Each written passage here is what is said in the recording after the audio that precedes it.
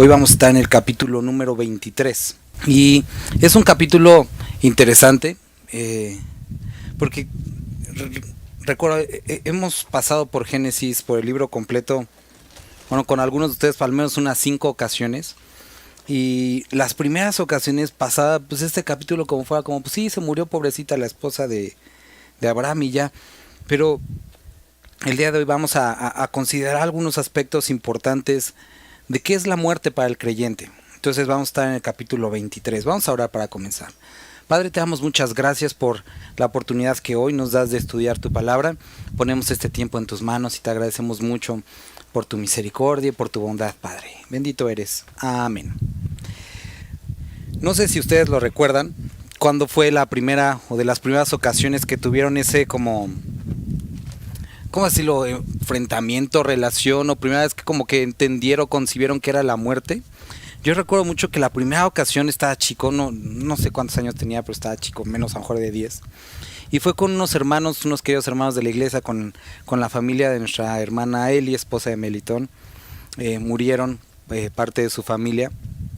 Y recuerdo que fue el primer entierro que fui. Y me sorprendió mucho, y me acuerdo que esa noche estuve soñando en eso, cómo se escuchaba la tierra caer sobre el ataúd cuando lo estaban bajando y cómo iba cayendo la tierra. Fue algo que como niño recuerdo que lo soñé durante varias semanas, ese ruido, y me provocaba ese temor. Unos meses después, mi bisabuelita, que era una persona que queríamos, amábamos mucho, muere. Fue domingo, me acuerdo bien. Y recuerdo que llegamos a México y me dice mi tío, oye, ¿estás triste? Y me quedé mucho pensando y dije, no, realmente no estoy triste. Y me dice, pues deberías. Y también como que me quedé, o sea, son cosas que como niño se te quedan, ¿no? Y me acuerdo que durante el funeral yo dije, tendría que estar llorando o algo así, porque no me sentía tan triste como para llorar. Y dije, si lloro pues va a ser como puro cuento, porque la pues ni ganas tengo, ¿no? Y me quedé con esa idea, ¿por qué no estaba triste si amaba a mi bisabuelita? Y recuerdo esas primeras ocasiones, ya después, pues digo, algunas personas de mi familia han muerto, pero es interesante la forma en la que los seres humanos en ocasiones diferentes podemos enfrentar la muerte. Algunos con mucha tristeza, en algunas ocasiones con indiferencia, otras con resignación, si podemos decir eso, con miedo, muchos a la muerte. Pero vamos a ver cómo es que un hombre de Dios enfrenta la muerte de una mujer de Dios. ¿Sale? Versículo 1. Fue la vida de Sara 127 años. Tantos fueron los años de la vida de Sara. Entonces, 127 años. Recuerda la última ocasión, el capítulo pasado, cuando estuvimos hablando del sacrificio de Isaac, capítulo todavía uno pasado, vimos que Isaac nace cuando Sara tenía 90 años. El capítulo pasado sucede 30 años después de ese evento. Entonces, aquí ya pasaron algunos años en los que Isaac había tenido a su mamá, y dice que muere, y murió Sara en Kiriat Arba, que es Hebrón, en la tierra de Canaán. Y vino Abraham a hacer duelo por Sara y a llorarla. Y quiero detenerme ahí un momento. Entonces, lo primero que nosotros vemos que sucede con Abraham es que dice, vino a hacer duelo. Y no solamente duelo, sino a llorar por Sara. Y la palabra que describe aquí no solamente es como un breve sollozo, sino es cuando alguien como llora en serio, un llorar en serio. Entonces vemos que un hombre de Dios, cuando muere su esposa, que era una mujer de Dios, la Biblia no dice fue fuerte, se aguantó como los machos, sino lloró. Y esto es algo que muchas veces como creyentes llegamos a limitar en los demás que son creyentes en nuestra propia vida. Cuando fallece alguien, decimos, no llores, ten esperanza. Esperanza sí debemos de tener, y ahorita vamos a hablar de esto, pero las lágrimas no tienen que ver con la falta de esperanza. Y aquí vemos que este hombre estaba llorando a su esposa, la amaba profundamente. Había pasado varias aventuras, varios momentos especiales con Dios con ella, y era correcto llorar. Nosotros cuando avanzamos un poquito más en la palabra, llegamos a los evangelios, vemos este evento que a lo mejor todos reconocen por el versículo más corto, ¿no? El de Jesús lloró. Este evento, cuando Jesucristo llega a la tumba de Lázaro, está precedido por el anuncio de que Lázaro estaba enfermo. Entonces le dicen a Jesús: tu amigo, tu buen amigo Lázaro está enfermo. Y Jesús dice que escuchó esto y dijo: vamos a quedarnos unos días más. Entonces Jesús a propósito se queda, sabiendo, porque sabemos que Jesús sabía todo, que Lázaro iba a morir. Entonces Jesús se esperó para que Lázaro muriera. Van de camino y sus discípulos le preguntan: oye, empiezan a hablar acerca del tema de Lázaro, y dice: Lázaro no está, sigue enfermo, sino él duerme. Y sus discípulos dicen: si duerme es que ya se recuperó. Y dice: no, ya está muerto. Llegan ahí y él, sabiendo que estaba enfermo y sabiendo que él esperó tiempo para que muriera, para no sanarlo, no intervenir en eso, llega, y también él, sabiendo lo que iba a suceder después, la resurrección de Lázaro, dice que cuando llega a la tumba, dice, Jesús lloró al ver a las demás personas que se entristecían. Y esto es algo que debes de saber. Jesús no era que le faltara esperanza, no le faltaba fe acerca de lo que iba a pasar. También Jesucristo entendía el propósito de la muerte de Lázaro, porque él lo había permitido, él había esperado, sabía que iba a resucitar, iba a hacer una gran señal en medio de las personas. Pero a pesar de que él entendía el propósito, confiaba en lo que iba a suceder, él se entristeció por sus hermanos, por Marta, por María y por lo que estaba sucediendo. Y esto es algo interesante que nosotros podamos ver cuando hablamos acerca de la muerte. En el Salmo 56, David habla de algo bien interesante. Él dice, habla acerca de los enemigos, cómo los han rodeado, y dice: Dios, pon mis lágrimas en tu redoma o en tu frasquito. Y después dice: ¿no están mis lágrimas en tu libro? Eso quiere decir una primera cosa. Si Dios lleva sí o no un libro detallado de todas nuestras lágrimas, lo que sí quiere decir es que Él se interesa por nuestro sufrimiento. Él no está ajeno a nuestro sufrimiento ni a nuestras lágrimas. Cuando el salmista dice: pon mis lágrimas en tu redoma o en tu frasquito, hace referencia a una tradición que había entre los judíos. Había incluso, se pueden llegar a encontrar ahí como antigüedades, algunos frasquitos que utilizaban las mujeres en ese tiempo, las mujeres judías, y cuando ellas lloraban se lo ponían y las lágrimas caían en ese frasquito y las conservaban. Y ese frasquito lo tenían ahí y lo regalaban a alguien muy especial, a alguien que ellos amaban mucho. Y no sé si recuerdas, hay otro pasaje en la Biblia, uno en la que una mujer rompe un alabastro, un perfume, y lo derrama sobre los pies de Jesús. Pero también hay otro relato de una mujer que dice que enjugó o limpió los pies de Jesús con sus lágrimas. Es decir, tomó este frasquito, este frasco especial, y lo derramó sobre los pies de Jesús. A lo mejor diríamos: ay, guácala. Pero para ella era algo muy importante, era algo muy especial. Para Dios son especiales nuestras lágrimas. Y digo, y tan especial es que, mira, estas cosas son al azar. Si tú ves, por ejemplo, las lágrimas bajo un microscopio, cada lágrima tiene una estructura muy diferente. Digo, búscalo en Google y te va a sorprender. Las lágrimas de alegría o de felicidad se ven de una forma bajo el microscopio, como si fuera una como enredadera. Las lágrimas producto de una irritación, por ejemplo, con la cebolla, se ven como florecitas. Y las lágrimas de dolor tienen una forma de cruz. Es interesante, es simplemente interesante esto, ¿no? Y nos recuerda obviamente cuando dice en Isaías que Él cargó sobre su cruz, sobre sí mismo, nuestras aflicciones, nuestros dolores. Para Dios son importantes tus lágrimas. Y Él tiene conocimiento de tu dolor. Él no está ajeno. El llorar no es una expresión de falta de fe o falta de esperanza. El llorar es algo que incluso puso Dios en nosotros. Parte de la experiencia humana. Querido hermano, si tú has atravesado una pérdida, si sigues doliéndote por una pérdida, no está mal llorar. No está mal llorar. Jesucristo lloró a pesar de saber que lo que iba a pasar. Y aquí vemos a Abraham, que él estaba llorando por Sara. Dice, y se levantó Abraham de delante de su muerta y habló a los hijos de Het, diciendo: extranjero y forastero soy entre vosotros. Vuelvo a leer el versículo 2.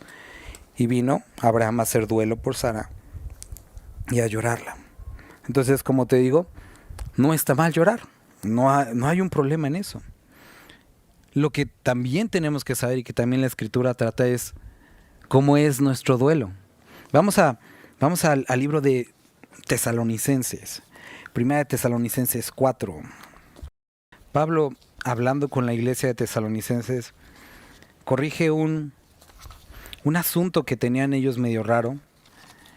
Había algunos como desórdenes o falta de entendimiento acerca de lo que pasaba con el creyente que moría.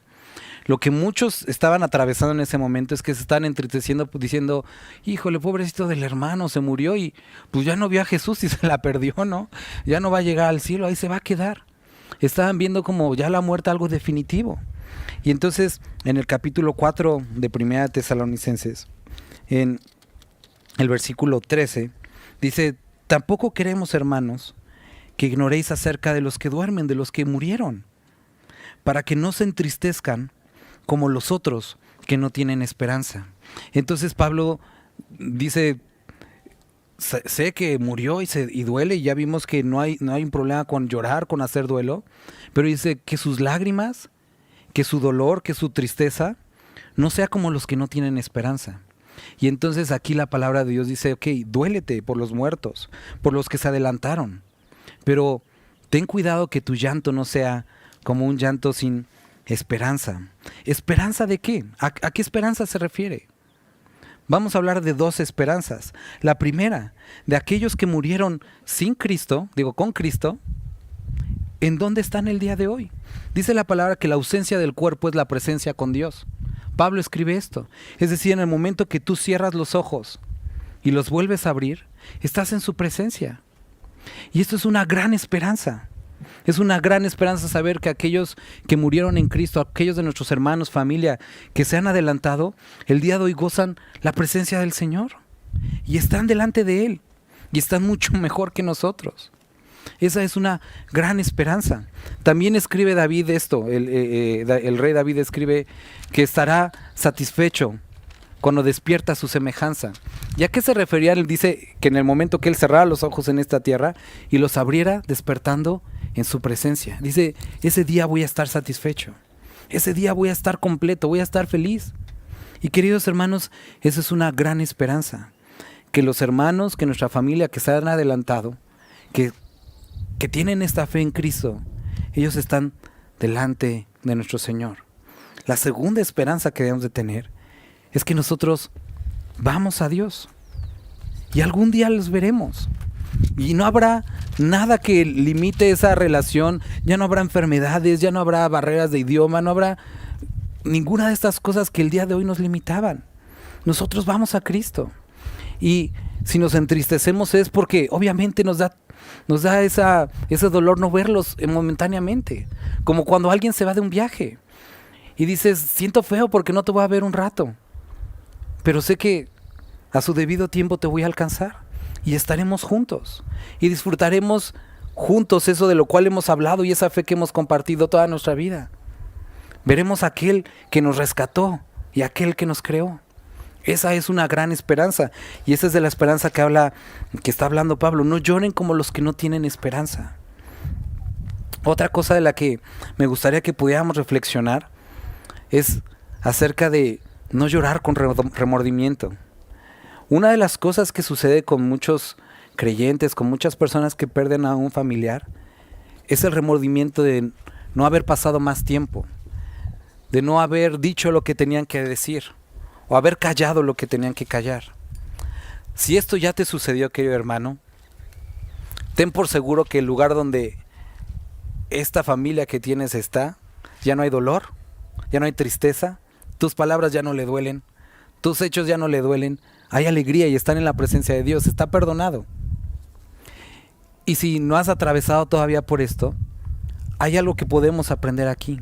La palabra nos llama a redimir bien el tiempo, hablando de entregarlo al Señor, pero también que nuestra palabra dice que tu palabra sea sazonada con sal, es decir, que sea provechosa, que vivamos la vida sabiendo que dice la Escritura también que la vida del ser humano es como neblina. Que hermano, no esperes Tener que arrepentirte por no pasar más tiempo con tus hijos, con tu esposa, con tu esposo, con la familia, con tus hermanos. No esperes a estar arrepentido por no haber dicho te amo, por haber dejado de pelear, por haber levantado la ropa sucia y tirarla en el bote. No llegues a ese punto de tener que arrepentirte. El día es hoy. Y es por eso que la palabra dice, basta a cada día su propio afán. Disfruta el día de hoy. Hablaba hace 2 semanas con un hermano acerca de esto. Una de las cosas que Dios por lo menos ha tratado conmigo a los últimos 10 años es esto. Algunos saben, ¿no?, que pasé un periodo, me diagnosticaron este trastorno de ansiedad generalizado. Y llegué al punto en el que, tenía 20 y tantos ataques de ansiedad al día. Durante esa época no salía de la casa. Me daba miedo morirme en la calle, simplemente desmayarme y que nadie me levantara. Me daba miedo la sal, me daba miedo el azúcar, me daba miedo la hipertensión, me daba miedo la diabetes, me fui a hacer exámenes de la cabeza, del corazón. Recorrí todos los doctores posibles. Y por un periodo más o menos de 6 meses no salí de la casa por miedo. Y para salir, estaba casado. Pobre de mi esposa durante este periodo. Para salir tenían que ir mis papás porque era con los únicos que me sentía seguro para ir de un lugar a otro. Y durante el trayecto, estaba súper mal. Tenía que tener los ojos cerrados para no ver la calle. Y dejé de hacer muchas cosas que disfrutaba. Y yo recuerdo que una de las cosas que a mí me gusta mucho es correr. Y le compartí a este hermano y yo decía, nunca más voy a volver a correr porque si corría sentía el latir de mi corazón y eso me daba miedo. Me daba miedo escuchar mi respiración y caminaba lo más despacito. No corría, dejé de hacer ejercicio, dejamos de viajar, de salir y se convirtió en una vida de muerto. Durante varios meses, durante varios años, viví como si estuviera enfermo. Llegué a pesar 49 kilos porque me daba miedo todo. No comía casi nada. Hasta que una vez Dios me habló y me dijo, ok, pon tú que estás enfermo. O sea, ya me había demostrado muchas veces que no. ¿Qué? ¿Vas a vivir tus últimos años como muerto? Porque si no, ¿para qué? Si hoy fuera tu último día, ¿cómo lo vivirías? Y me cayó el 20. Y dije, sí. O sea, esto que estoy haciendo está mal. Estoy desperdiciando todo el tiempo que Dios me ha dado. Estoy desperdiciando el tiempo que Dios me dio con mi esposa. Y a partir de eso Dios me fue dando la satisfacción de poder redescubrir lo hermoso de pequeños momentos. Recuerdo que ese día salí y dije, ok. Y me salí de la casa y pegué la carrera hacia la esquina.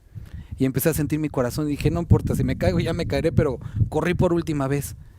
Y llegué hasta la esquina y vi que no me había desmayado. Y seguí corriendo por 1 kilómetro y regresé llorando de felicidad. Porque estaba vivo.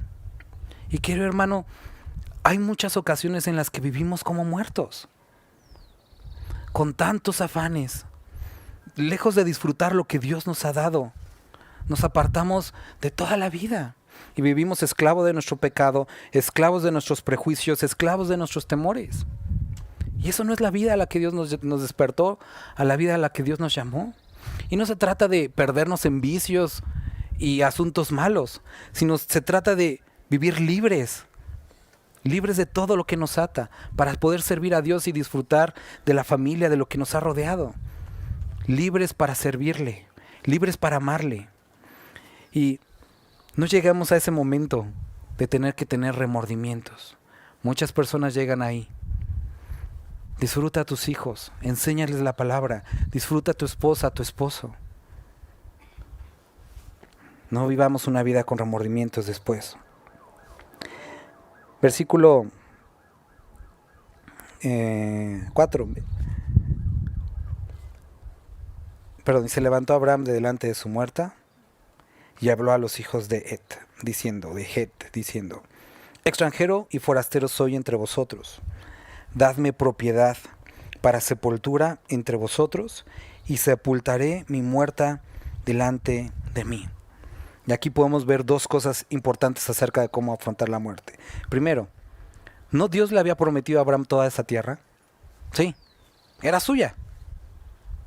Pero se acerca a los que vivían ahí y les dice, soy extranjero, forastero en medio de ustedes. Y esto es una forma importante de afrontar la vida como creyente y también la muerte, sabiendo que en este tiempo o en esta vida vamos a estar un tiempo determinado. Nadie sabemos. Las estadísticas dicen que 10 de cada 10 mexicanos vamos a morir. Es un hecho, todos nos vamos a morir, a menos que venga Cristo antes. Eso tenlo por seguro. La cuestión de cuándo, tampoco lo sabemos. No va a decir, pastor me está echando la sal. Puede ser mañana, puede ser hoy, puede ser que hoy yo no llegue a casa. Y no se trata para vivir pesimistas, sino entendiendo bien el tiempo. Y eso es algo que nos llama bien la palabra, a discernir bien el tiempo. Entender. Jesucristo, hablando a los fariseos, les dice, ustedes son capaces de ver el clima, ver las nubes, ver el color del sol y saber qué temperatura va a haber mañana, cómo va a estar el día mañana. Y hablándoles acerca de lo que estaba sucediendo, de él estando en medio de ellos, dice, pero son incapaces de entender en qué tiempo están, de entender las circunstancias que les rodean.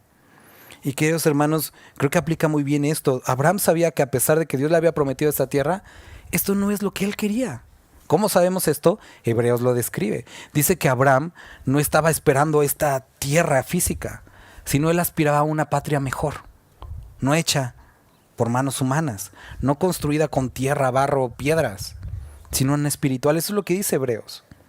Entonces los ojos de Abraham estaban puestos en la eternidad. Y a pesar de tener muchas cosas, dice que era un hombre enriquecido así muchísimo. Pero aún así dice, yo no tengo nada. Porque sus ojos no estaban aquí. Y eso es algo que también tienes que pensar. Muchos el día de hoy están sumamente afanados por cambiar de auto, modelo, un nuevo celular, acumular más dinero, cambiar sus inversiones a, no sé.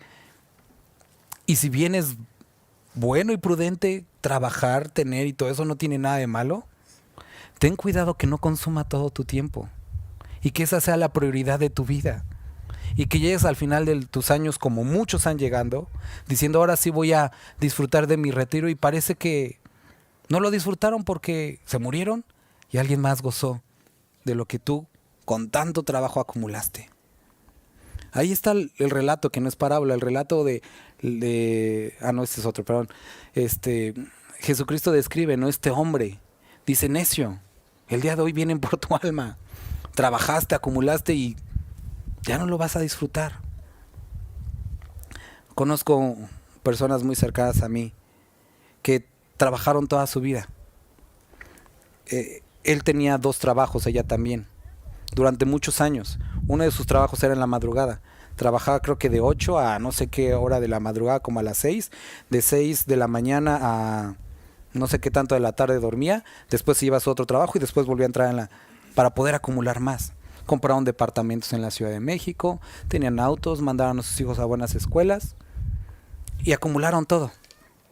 Y llegaron a la época en la que supuestamente iban a disfrutar y ahora están enfermos, enfermedades terminales. Y nunca salieron de la ciudad, nunca salieron de vacaciones. Y tú dices, ¿eso es para lo cual Dios me dio vida? Él entendía, Abraham, que él era peregrino y extranjero. Y en lo que él estaba puesta su mirada era en la patria que había de venir. La semana pasada en el discipulado tocábamos este relato interesante que está en Lucas de el mayordomo, se llama el mayordomo astuto, que su amo lo reconoce, y Jesucristo dice estas palabras interesantes: usad las riquezas injustas. Y tú dices, ¿cómo que Dios nos dice que usemos lo injusto para el reino? A lo que está describiendo es usa lo que Dios te da en esta tierra, casa, dinero. Invierte para el reino. Y cuando diga, no se asuste, no voy a poner canastas para que don, no. Invierte para el reino no es como recoger ofrendas, no. Sino para la vida que Dios te tiene preparado. Predica el evangelio. Disfruta la familia que Dios te ha dado. Sírvele con libertad. Haz tesoros en el cielo y no en esta tierra. Utiliza lo que Dios te ha dado para el futuro que tienes en Cristo Jesús. A eso es a lo que se refiere. Entonces, bueno, Vimos con entendimiento de que somos extranjeros en esta tierra. Y respondieron, segunda cosa aquí. Y dice, y sepultaré mi muerta de delante de mí. Y otra cosa, como está escrito en hebreo, hace referencia, voy a dejar a mi muerta o a como sepultarla para continuar.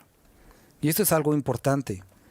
Hay personas, y lo digo con respeto, que no han podido superar la muerte de algún familiar, porque había cosas por hacer, porque su hora no había llegado, por lo menos la de él no. La carrera de su esposa había terminado, pero la de él no había terminado.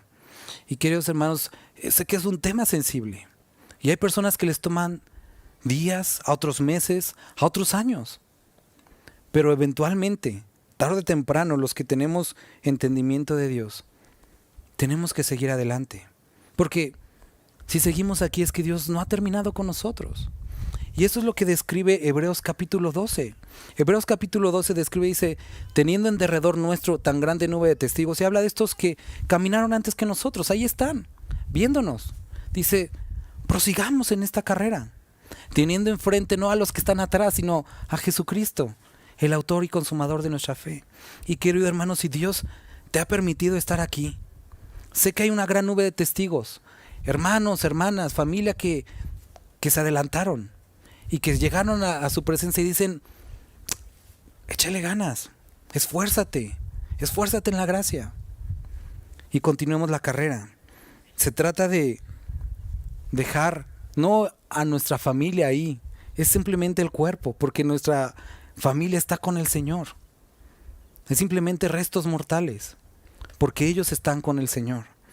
Entonces, dice, para sepultar a mi muerta delante de mí. Y respondieron los hijos de Het, o Et, a Abraham, y le dijeron, óyenos, Señor nuestro, eres un príncipe de Dios entre nosotros. En lo mejor de nuestro sepulcro sepulta a tu muerta. Ninguno de nosotros te negará su sepulcro ni te impedirá que entierres tu muerta. Algo cuando lo contrastamos con la historia de Lot que vimos hace un par de semanas. Lot se había acercado tanto a Sodoma y Gomorra y él había deseado esa como estar con la cultura, todas estas cosas, hasta llegar al punto de ser el principal en medio de Sodoma y Gomorra. Dice que se sentaba a la puerta a decir que tenía un puesto principal. Era pues un tipo como de jefe, algo, no líder, lo que sea. Pero cuando sucede todo esto que llegan los ángeles y los hombres que están ahí querían violar a los ángeles, sale Lot y le dice, oiga, no les haga nada, son mis invitados. Y la gente que está ahí lo desconoce y dice, ¿quién es este extranjero que quiere ser líder entre nosotros? Tanto había luchado para esa posición de reconocimiento y en la primera pues se olvidaron de quién era. Porque su visión estaba en esto, en las posesiones, en la riqueza de Sodoma y Gomorra. Pero cuando nosotros llegamos al capítulo 23 y hemos visto que Abraham vivió siempre como peregrino y extranjero, él no estaba enfocado en esta tierra ni en las posesiones, a pesar de que lo tenía. Y es interesante cómo sin desearlo, las personas lo reconocían como alguien importante en medio de ellos. Eres como un príncipe en medio de nosotros. Y si te pones a pensar y reflexionar en esto, hermano, las personas más influyentes, verdaderamente influyentes, no hablo de influencers, sino de influyentes en el cristianismo, los más influyentes en esta tierra, en el cristianismo, han sido aquellos cuya vista no está en esta tierra, sino está más en el cielo. Entre más una persona, sus ojos están en el cielo, interesantemente influye más en la tierra. Sus ojos estaban no en esta tierra. Y por lo tanto, influenció esta tierra. Es interesante cómo funciona. Y si tú quieres influenciar a los que te rodean, ser una persona que da un testimonio, tienes que quitar tus ojos de esta tierra y ponerlos más en la eternidad. Y esto es algo que tenemos que entender para cuando nosotros atravesemos ese proceso. Esto me lo dijo mi papá cuando yo era, más bien lo escuché cuando era niño, que lo platicaba con mi mamá y se me quedó muy grabado. Él decía que cuando él se muriera, lo único que quería escrito en su lápida, dice, si es que me hacen una, es que diga, este hombre conocía a Dios. Eso es lo único que él quería que la gente supiera de él. Este hombre verdaderamente conocía a Dios. Y se me grabaron esas palabras porque dije, Esas son palabras hermosas. Él conocía a Dios. Y, y yo me he puesto a pensar en esto. Cuando eventualmente yo muera, digo, cuando muera mi papá y no estoy echándole, bueno, sí le estoy echando flores, pero, o sea, es un hombre que a mí me ha hecho crecer mucho. Y a muchas personas. Personas de muchos lugares lo conocen, lo respetan. Luego voy caminando por la calle por donde vivimos y la gente me pregunta por mi papá, porque fue una persona que se dio a querer y aparte hizo las cosas correctas. Un tiempo estuve encargado de una comisión de agua y él realmente ni quería, pero por hacer las cosas la gente dice, mire lo que hizo, todo eso. Y yo digo, qué padre que él nunca su enfoque fue como estar como nada de la comunidad y aún así influenció en la comunidad. Y son este tipo de cosas que deberíamos de pensar, queridos hermanos, ¿qué es lo que va a pasar después de que no estemos? Si habremos dejado huella en nuestros hijos, en nuestra familia, o vamos a dejar manchas, deudas, problemas. Abraham era un hombre que se había convertido en alguien principal, porque sus ojos no estaban aquí, sino estaban en los cielos. Continuamos leyendo y dice: y Abraham se levantó y se inclinó al pueblo de aquella tierra, a los hijos de Het, y habló con ellos diciendo: si tenéis voluntad de que yo sepulte mi muerta delante de mí, oídme e interceded por mí con Efrón, hijo de Zohar. Entonces dice Abraham, bueno, es que yo ya le eché ojo a una propiedad, a una tumba, ¿no? De enterrar a mi esposa. Para que me dé la cueva de Macpela, que tiene al extremo de su heredad, que por su justo precio me la dé, para posesión de sepultura en medio de vosotros. Entonces Abraham dice: yo quiero enterrar a mi muerta. Si me están dando a escoger, quiero esa posesión. Quiero la posesión de Macpela. La palabra Macpela tiene un significado muy interesante. Era una cueva donde la iba a enterrar. Pero Macpela quiere decir literalmente lugar de dos puertas. Una puerta de entrada y una puerta de salida. Eso quiere decir lugar de dos puertas. Y tú dices, bueno, ¿cuál es aquí lo como interesante? Porque es exactamente como debemos de concebir la muerte. Entramos, pero salimos por atrás a la presencia. Es simplemente un paso. Es una transición entre esta vida y la otra. Y esto es lo que simboliza este lugar. Estaba el cuerpo de Sara, iba a entrar el cuerpo de Sara, pero del otro lado iba a estar saliendo lo que realmente era ella, el espíritu, para eventualmente cuando Cristo resucitara ser reunida con el Padre. Pero ahora, como ha resucitado Cristo y nos ha dado vida juntamente con Él, cuando morimos estamos en su presencia instantáneamente. Y esto es lo que nosotros necesitamos ver la muerte de esta forma, como Macpela. Dos entradas, una para pasar por ahí y la otra para llegar a la presencia de Dios. La muerte no nos puede retener, así como no retuvo a nuestro Señor Jesucristo. Por eso está escrito que era el primogénito, el primero en experimentar esta resurrección para siempre. Porque muchos resucitaban como Lázaro, pero para volver a morir. Pero Jesucristo fue el primero para la eternidad, como nosotros lo experimentaremos a su debido tiempo. Y eso es lo que simboliza Macpela. Entonces necesitamos enfrentar la muerte con esperanza, sin remordimiento, entendiendo que somos peregrinos extranjeros. Se me olvidó decir el título, pero con resignación, sabiendo que hay una gran nube de testigos y que nosotros necesitamos proseguir a la meta. Y aquí con Macpela sabiendo que es algo transitorio. La muerte simplemente es una pasada, ¿sale? Entonces, Efrón estaba entre los hijos de Het, entonces ahí estaba el dueño de esta propiedad. Y respondió Efrón heteo a Abraham en presencia de los hijos de Het, de todos los que entraban por la puerta de su ciudad, diciendo: no, señor mío, óyeme, te doy la heredad y te doy también la cueva que está en ella. En presencia de los hijos de mi pueblo, te la doy. Sepulta a tu muerta. Entonces Abraham se inclinó delante del pueblo de la tierra y respondió Efrón en presencia del pueblo de la tierra, diciendo: antes, si te place, te ruego que me oigas. Yo te daré el precio de la heredad. Tómalo de mí y sepultaré en ella mi muerta. Y respondió Efrón a Abraham diciéndole. Entonces primero Efrón le dice: no, si quieres la tierra, pues quédatela. O sea, no me des nada, ¿no? Te la doy gratis. Y nosotros dijimos, ay, qué burro Abraham, ¿no? ¿Para qué no la acepta luego, luego? Pero era algo más o menos como lo que, no era realmente que se la estuviera regalando, sino era la forma de negociar en esos tiempos que nosotros tenemos muy parecido los mexicanos, ¿no? Cuando vas a un bazar y te dicen, mira, te la voy a regalar casi casi las cosas. Ya sabes que no te la van a regalar, sino te van a dar un precio manchado para que tú después les empieces a regatear, ¿no? No te la están regalando, te la están vendiendo y vamos a ver a continuación qué eso hace Efrón. Dice, y respondió Efrón a Abraham diciéndole, Señor mío, escúchame, la tierra vale 400 ciclos de plata. ¿Qué es esto entre tú y yo? En tierra pues a tu muerta. Entonces dice, primero dice, te la regalo, dice, pero no, dime cuánto cuesta. Pues solo 400 ciclos de plata, pero pues, ¿qué es eso? Es un regalo, ¿no? Es como si te la regalara. Entonces obviamente no se la estaba regalando, sino le estaba ofreciendo, le estaba diciendo o le dando este precio.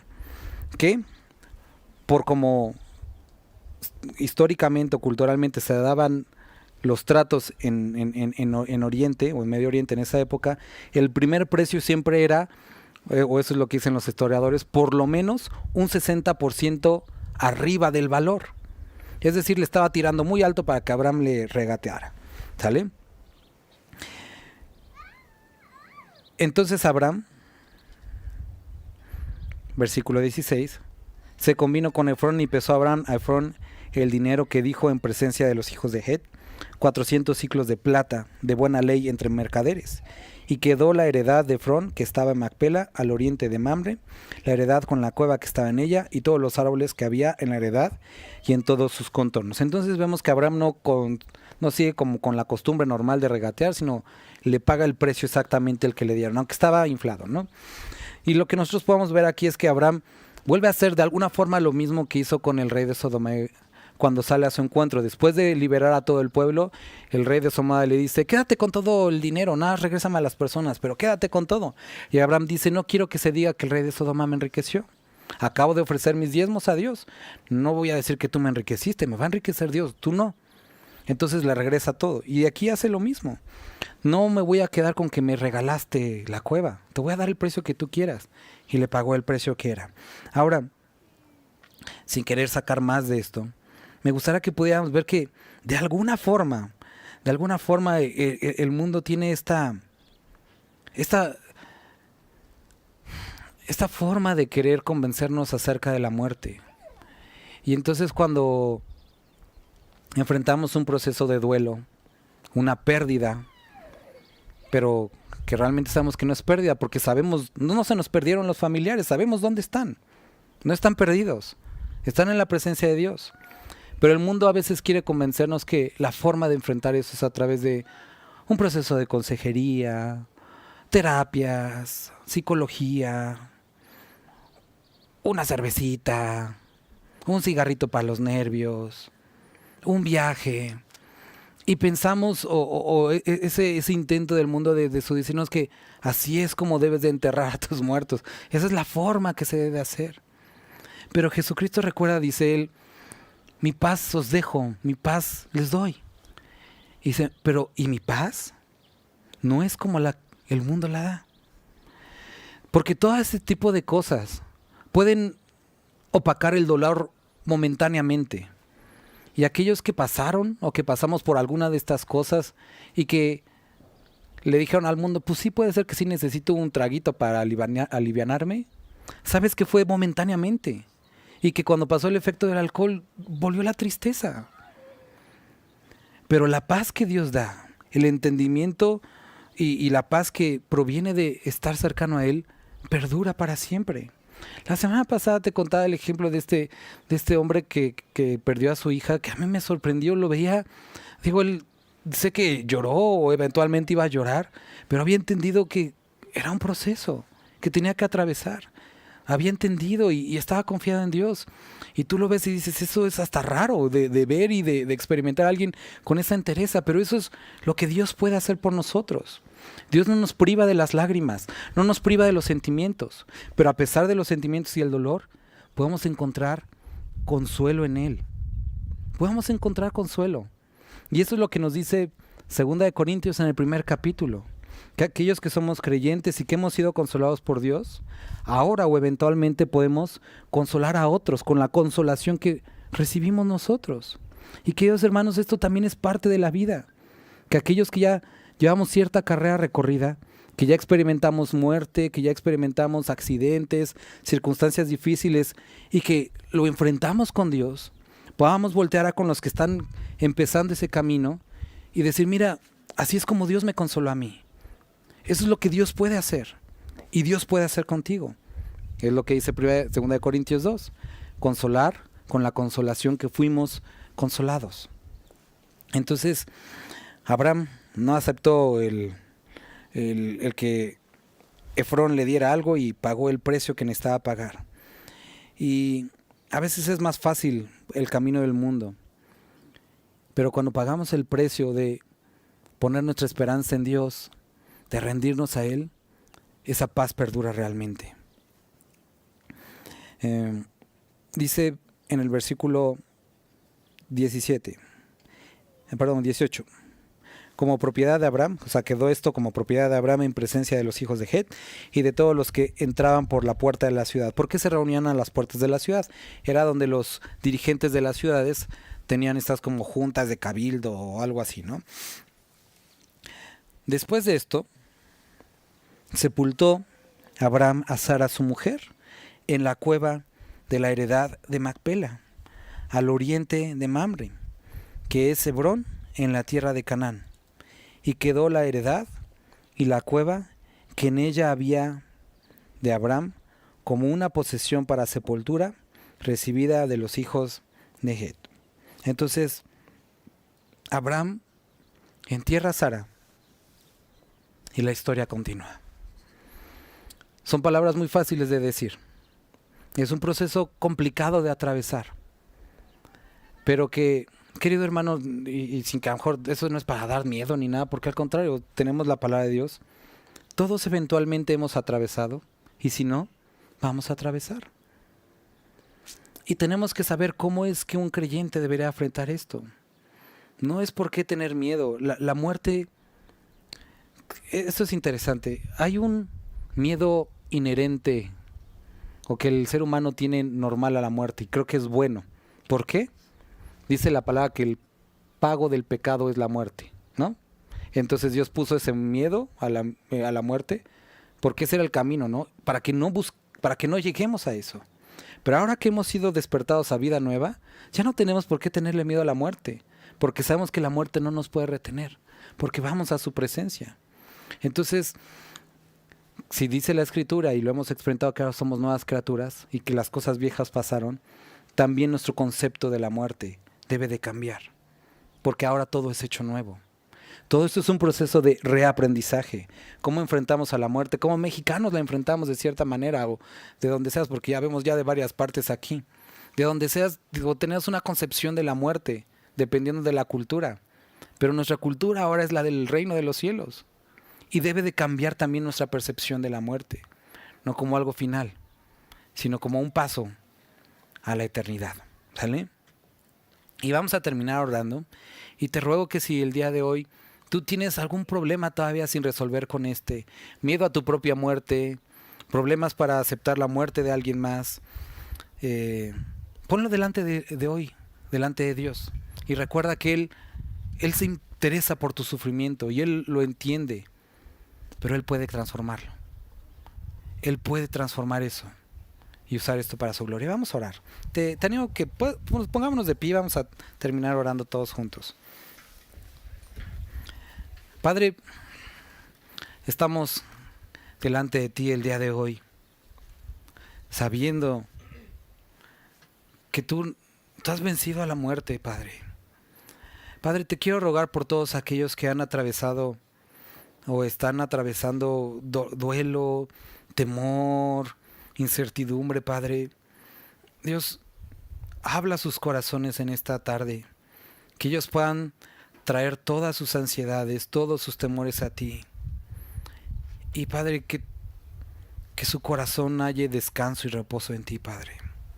Dios, que esta palabra pueda hacer algo en cada uno de nosotros.